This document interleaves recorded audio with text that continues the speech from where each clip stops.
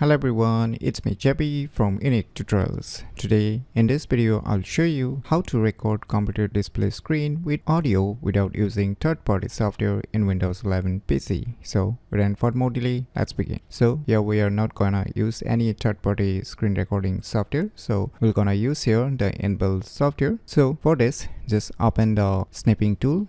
And now just select this video icon, and now just click on this three dot icons and click on the settings. Just scroll down below. Now you can see here include microphone input by default when the screen recording starts. So you can just enable it if you want to enable it. And even you can record the internal audio also if you want, then you can enable it. So I'll just disable it right now. And once you're done with your settings, just move back. Now just click on this new and just select the area of your display screen. So I'll just select the whole display screen, and after selecting you can confirm whether your microphone is selected or not. So I've selected my already connected microphone right now, as you can see. And if you want the internal recording, then you can just mute and unmute the internal recording also. So I'll just disable it right now, and once you're done, just click on the start.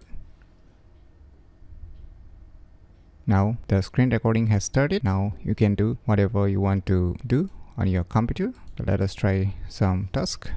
So once you're done, you can just click on this stop recording icon.